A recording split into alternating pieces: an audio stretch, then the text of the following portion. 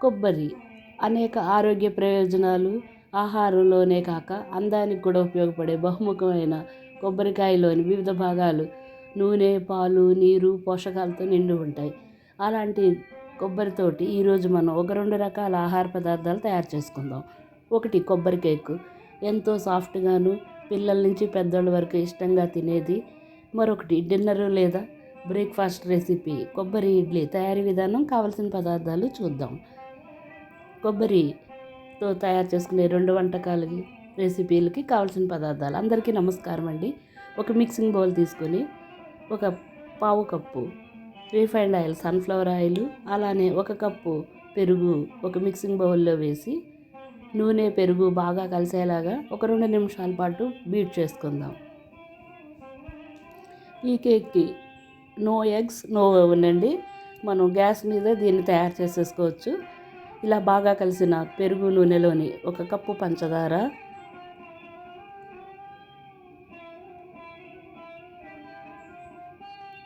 ఒక చిటికెడంత ఉప్పు, కొన్ని డ్రాప్స్ వెనిలా ఎసెన్స్,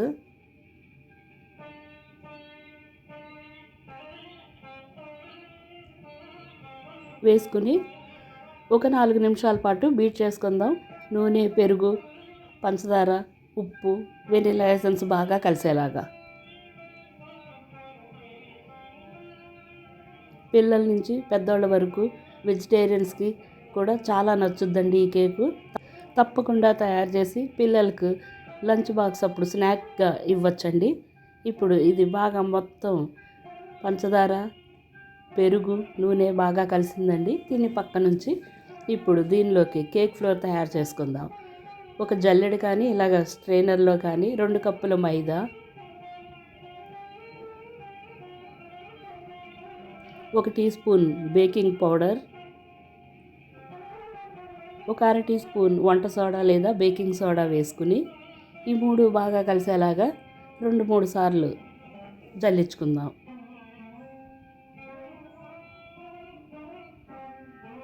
ఇలా బాగా జల్లించుకున్న దాన్ని ఇప్పుడు మనం ఈ పెరుగు, నూనె, పంచదార లిక్విడ్లోని ఒక 3 భాగాల చొప్పున కొంచెం కొంచెంగా వేసుకుని బాగా కలిసేలాగా కలుపుకుందాం.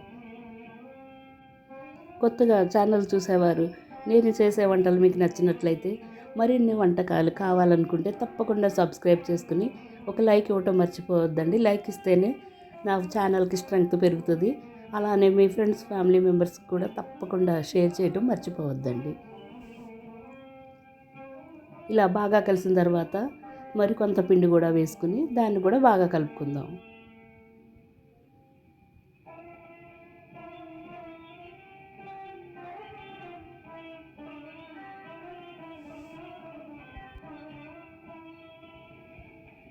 ఇక మొత్తం మైదా, baking powder, baking soda, flour మొత్తం వేసుకుని బాగా కలుపుకుందాం.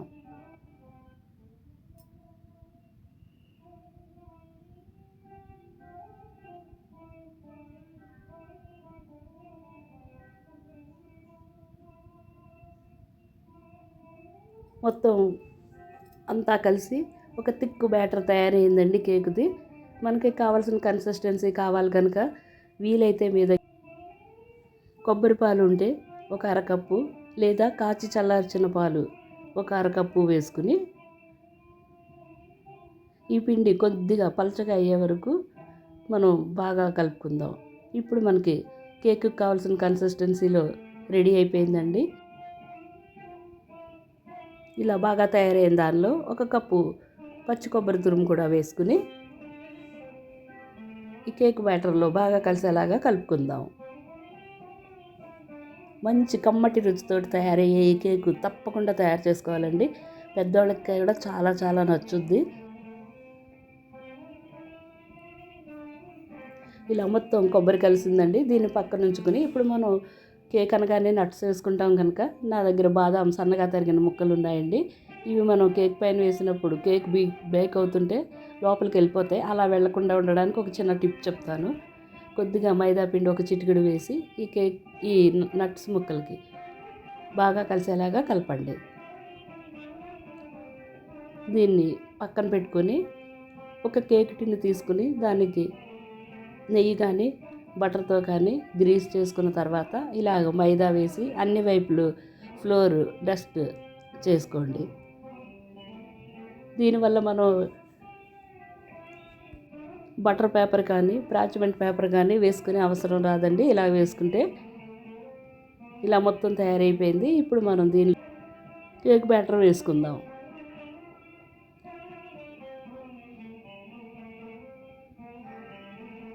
నేను స్టవ్ మీద ఒక పాన్ పెట్టి చిన్న స్టాండ్ వేసి హై ఫ్లేమ్లో బాగా వేడి చేసి ప్రీ హీట్ లాగా పెట్టానండి.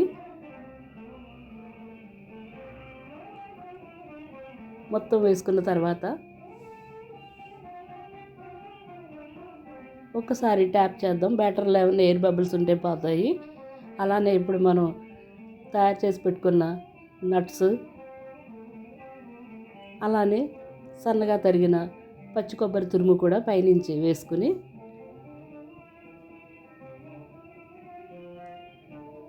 ఒక 45 నిమిషాల పాటు బేక్ చేసుకుంటానికి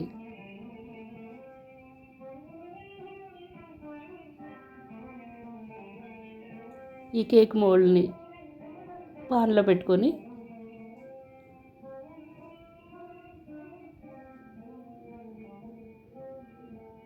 మూత పెట్టి 45 నిమిషాల పాటు మీడియం ఫ్లేమ్ మీద బేక్ చేసుకుందాం. 45 నిమిషాల తర్వాత వెనీలా వాసనతో గుమగుమలాడుతున్న కేక్ ఇల్లంతా వ్యాపించిందండి వాసన. ఇప్పుడు దాన్ని మనం చెక్ చేసుకుంటాను. టూత్ పిక్ సాయంతో గుచ్చుకు చూస్తే పిండి ఏమీ అంటుకోవట్లేదండి. కేక్ రెడీ అయిపోయిందండి మంచిగాను. ఇప్పుడు దీన్ని తీసి రూమ్ టెంపరేచర్ వచ్చే వరకు చల్లారనిద్దాం. ఇలా బయట పెట్టిన కేక్ చల్లారిపోయిందండి. దీన్ని ఇప్పుడు డీమోల్డ్ చేసుకుందాం ఒక ప్లేట్లోకి. ఇలా ట్యాప్ చేస్తే చక్కగా బేక్ అయిన ఈ కేక్ తినడానికి రెడీ అయిందండి. ఇంకా టేస్ట్ చేద్దాం. చూడండి, వేసుకున్న నట్స్ కూడాను కిందకి దిక్కుండా పైనే ఉన్నాయి. ఈసారి కేక్ చేసినప్పుడు ఈ టిప్పు ఫాలో అవ్వండి. వేసిన టూటీ ఫ్రూటీలు కానీ నట్స్ కానీ కిందకి దిగ కట్ చేసి టేస్ట్ చేద్దాం. గుడ్లు, ఓవెను అనే అవసరం లేని ఈ కేకు తప్పకుండా తయారు చేసుకోండి. పిల్లల దగ్గర నుంచి పెద్దవాళ్ళ వరకు ఉంటుంది. సాఫ్ట్గాను మాయిశ్చర్గా ఉండే ఈ కొబ్బరి కేకు చాలా చాలా రుచిగా ఉంటుంది కూడానండి.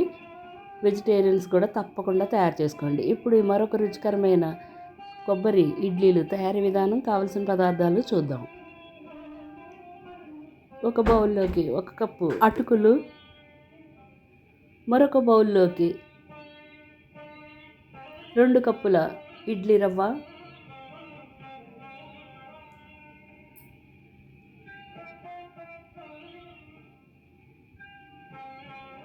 వేసుకుని ఈ రెండింటిని 2 నుంచి 3 సార్లు శుభ్రంగా కడిగి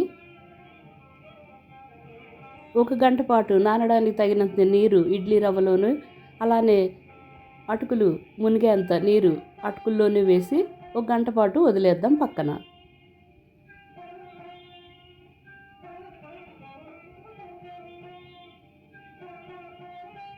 ఒక గంట పాటు వదిలేసుకున్న తర్వాత అటుకుల్లోని నీరంతా పీల్చుకుని మనం నీరు పిండే అవసరం లేకుండా పొడిపొడిలాడుతూ రెడీ అయిపోయి ఇలా తయారైన అటుకుల్ని ఇప్పుడు మనం గ్రైండ్ చేసుకోవాలండి.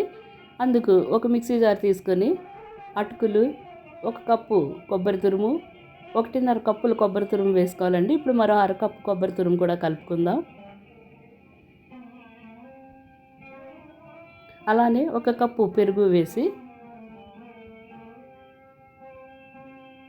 మెత్తటి పేస్ట్ అయ్యేలాగా గ్రైండ్ చేసుకుందాం.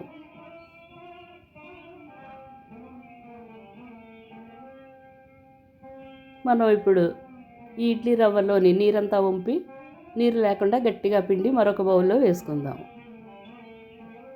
తయారైన ఈ అటుకుల బ్యాటర్ని ఒక మిక్సింగ్ బౌల్లో వేసి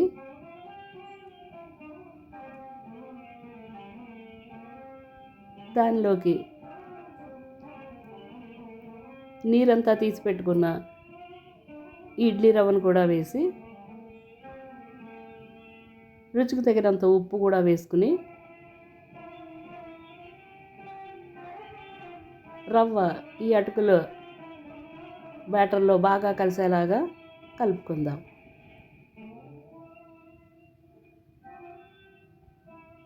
కలిపిన పిండిని ఒక 15 నిమిషాల పాటు మూత పెట్టి పక్కన పెట్టేసుకుందామండి.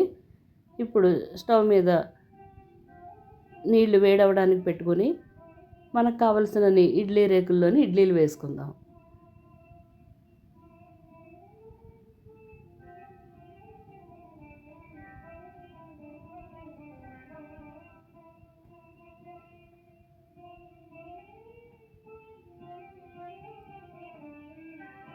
ఇలా వేసుకున్న రేకుల్ని ఉడకటానికి పాన్లో పెట్టుకొని ఇప్పుడు ఈ ఇడ్లీలో ఒక మంచి రుచికరమైన పుదీనా, టమాటో, కొబ్బరి, పల్లీ చట్నీ తయారు చేసుకుందామండి.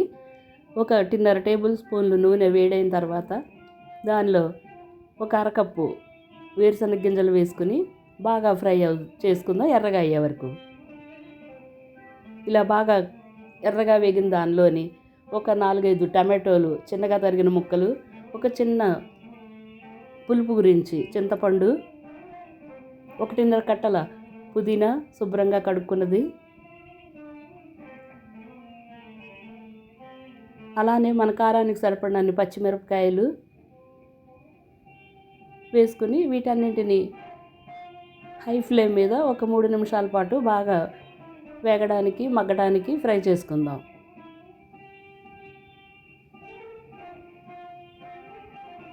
ఇలా మగ్గుతున్న దానిలో 1 టీ స్పూన్ జీలకర్ర కూడా వేసుకోండి.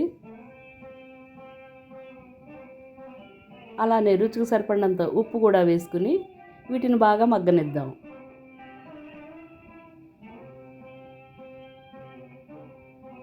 ఇలా మొత్తం టమాటోలు బాగా మగ్గిపోయినాయండి. ఇప్పుడు ఒక 1/4 కప్పు పచ్చి కొబ్బరి తురుము కూడా వేసుకుని దీన్ని మిక్సీలో మెత్తటి చట్నీగా చేసి తాలింపు పెట్టి పక్కన పెట్టుకుందాం. ఇడ్లీలు కూడా రెడీ అయిపోయినాయండి. వీటిని ఇప్పుడు ఒక సర్వింగ్ బౌల్లోకి తీసుకుందాం.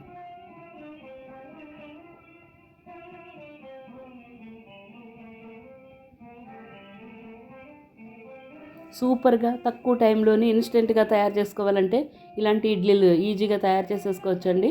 తాలింపు వేసిన చట్నీ అలానే కారపొడితోటి ఇడ్లీలను సర్వ్ చేయండి. వదలకుండా ఇంకా కావాలని తినే ఈ మృదువైన ఇడ్లీలు మీ అందరికి కూడా నచ్చాయని అనుకుంటున్నానండి. తప్పకుండా తయారు చేసుకుని రుచి చూసి ఎలా ఉందో ఒక కామెంట్ రూపంలో తెలియచేయండి.